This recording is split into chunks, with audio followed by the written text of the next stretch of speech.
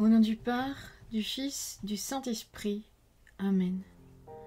Seigneur Jésus, tu connais mon inconstance et mon infidélité. Tu sais combien je suis faible. Alors je demande en ton nom que notre Père céleste envoie son Esprit pour que quotidiennement je puisse entreprendre la lecture du catéchisme de l'Église catholique et que mon cœur s'ouvre à la tradition enseignée par ton Église, ma mère. Que je puisse ajuster toutes mes actions et mes œuvres à son enseignement. Mon Jésus, avec confiance j'abandonne la constance et la fidélité de toute la démarche entre tes mains. Que Saint Michel Archange et mon ange gardien protègent et défendent chaque moment quotidien consacré à cette lecture. Maintenant, avec toi et par ta voix, disons: Notre Père, qui es aux cieux, que ton nom soit sanctifié, que ton règne vienne, que ta volonté soit faite sur la terre comme au ciel. Donne-nous aujourd'hui notre pain de ce jour. Pardonne-nous nos offenses comme nous pardonnons aussi à ceux qui nous ont offensés. Et ne nous laisse pas entrer en tentation, mais délivre-nous du mal. Amen.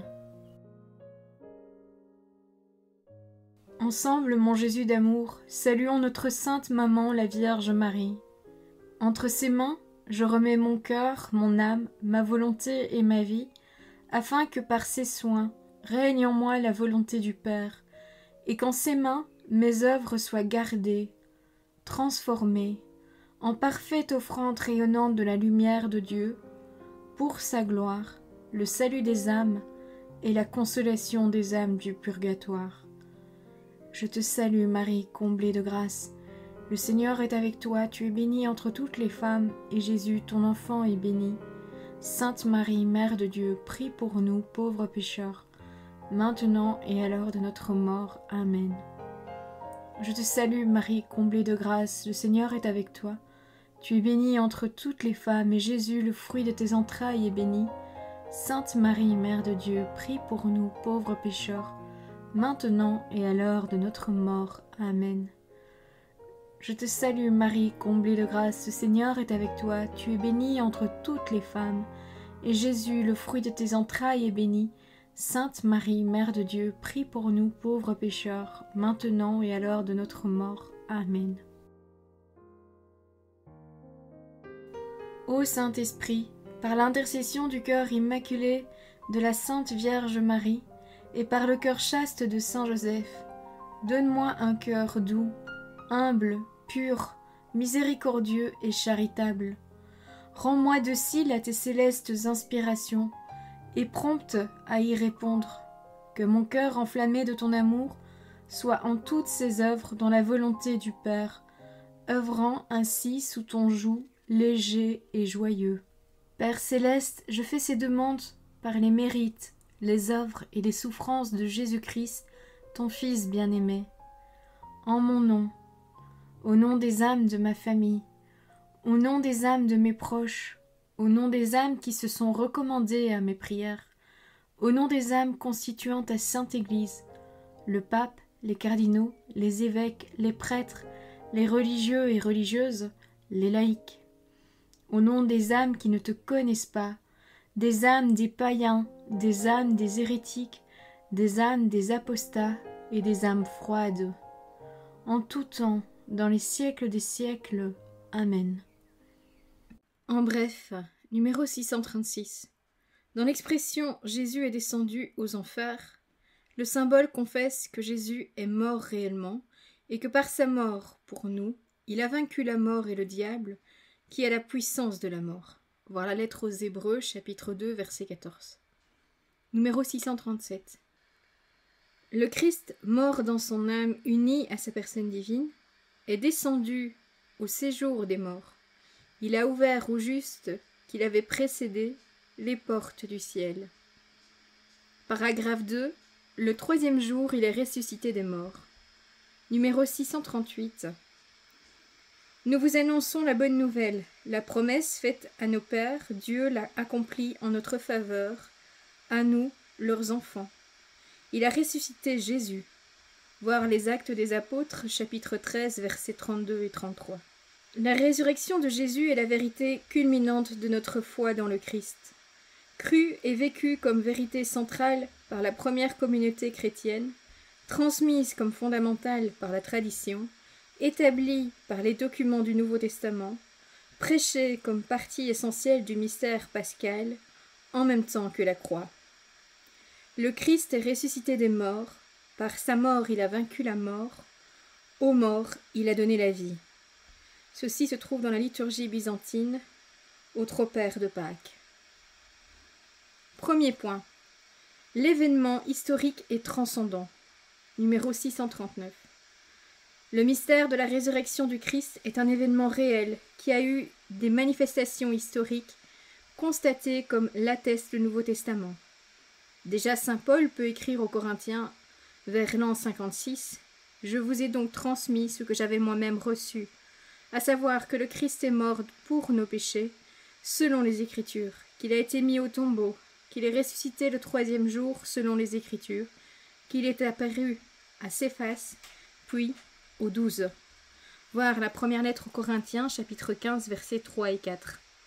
L'apôtre parle ici de la vivante tradition de la résurrection qu'il avait apprise après sa conversion aux portes de Damas. Par les Actes des Apôtres, chapitre 9, versets 3 à 18. Le tombeau vide, numéro 640. Pourquoi chercher le vivant parmi les morts? Il n'est pas ici, mais il est ressuscité. Voir l'Évangile selon saint Luc, chapitre 24, versets 5 et 6.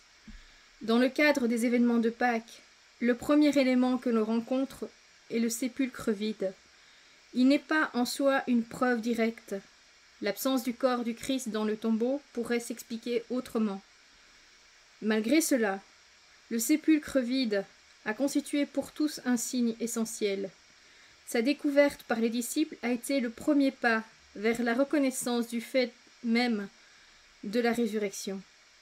C'est le cas des saintes femmes d'abord, puis de Pierre, le disciple que Jésus aimait, voir l'Évangile selon saint Jean, chapitre 20, verset 2, affirme qu'en entrant dans le tombeau vide et en découvrant les linges gisant à terre, voir l'Évangile selon saint Jean, chapitre 20, verset 6, il vit et il crut, voir l'Évangile selon saint Jean, chapitre 20, verset 8. Cela suppose qu'il est constaté dans l'état du sépulcre vide que l'absence du corps de Jésus n'a pas pu être une œuvre humaine, et que Jésus n'était pas simplement revenu à une vie terrestre comme cela avait été le cas de Lazare. Les apparitions du ressuscité, numéro 641. Marie de Magdala et les saintes femmes qui venaient achever d'embaumer le corps de Jésus, enseveli à la hâte à cause de l'arrivée du Shabbat le soir du vendredi saint, ont été les premières à rencontrer le ressuscité. Ainsi les femmes furent les premières messagères de la résurrection du Christ pour les apôtres eux-mêmes. C'est à eux que Jésus apparaît ensuite, d'abord à Pierre, puis aux 12. Pierre, appelé à confirmer la foi de ses frères, voit donc le ressuscité avant eux, et c'est sur son témoignage que la communauté s'écrie « C'est bien vrai, le Seigneur est ressuscité, et il est apparu à Simon. » Voir l'Évangile selon saint Luc, chapitre 24, verset 34. Numéro 642. Tout ce qui est arrivé dans ces journées pascales engage chacun des apôtres, et Pierre tout particulièrement. Dans la construction de l'ère nouvelle, qui a débuté au matin de Pâques, comme témoin du ressuscité, il demeure les pierres de fondation de son Église. La foi de la première communauté des croyants est fondée sur le témoignage d'hommes concrets, connus des chrétiens, et pour la plupart vivant encore parmi eux. Ces témoins de la résurrection du Christ sont avant tout Pierre et les 12. Mais pas seulement eux. Paul parle clairement de plus de 500 personnes auxquelles Jésus est apparu en une seule fois, en plus de Jacques et de tous les apôtres. Numéro 643. Devant ces témoignages, il est impossible d'interpréter la résurrection du Christ en dehors de l'ordre physique, et de ne pas la reconnaître comme un fait historique. Il résulte des faits que la foi des disciples a été soumise à l'épreuve radicale de la passion et de la mort en la croix de leur maître, annoncée par celui-ci à l'avance. La secousse provoquée par la passion fut si grande que les disciples, tout au moins certains d'entre eux, ne crurent pas aussitôt à la nouvelle de la résurrection. Loin de nous montrer une communauté saisie par une exaltation mystique, les évangiles nous présentent des disciples abattus, le visage sombre, voir l'évangile selon saint Luc, chapitre 24, verset 17, et effrayés. C'est pourquoi ils n'ont pas cru les saintes femmes de retour du tombeau, et leurs propos leur ont semblé du radotage, voir l'évangile selon saint Luc, chapitre 24, verset 11. Quand Jésus se manifeste aux 11 au soir de Pâques, il leur reproche leur incrédulité et leur obstination à ne pas ajouter foi à ceux qu'il avait vus ressusciter. Voir l'évangile selon saint Marc, chapitre 16, verset 14. Numéro 644. Même mis devant la réalité de Jésus ressuscité, les disciples doutent encore. Tellement la chose leur paraît impossible, ils croient voir un esprit. Dans leur joie, ils ne croient pas encore et demeurent saisis d'étonnement. Voir l'évangile selon saint Luc, chapitre 24, verset 41. Thomas connaîtra la même épreuve du doute, et lors de la dernière apparition en Galilée, rapportée par Matthieu, certains cependant doutèrent. Voir l'évangile selon saint Matthieu, chapitre 28, verset 17. C'est pourquoi l'hypothèse selon laquelle la résurrection aura été un produit de la foi ou de la crédulité des apôtres est sans consistance. Bien au contraire, leur foi dans la résurrection est née, sous l'action de la grâce divine, de l'expérience directe de la réalité de Jésus ressuscité. Voilà, c'est tout pour aujourd'hui. Je vous souhaite à tous une bonne et sainte journée. Que votre ange gardien veille bien sur vous et que le Seigneur nous bénisse tous. Au nom du Père, du Fils, du Saint-Esprit. Amen.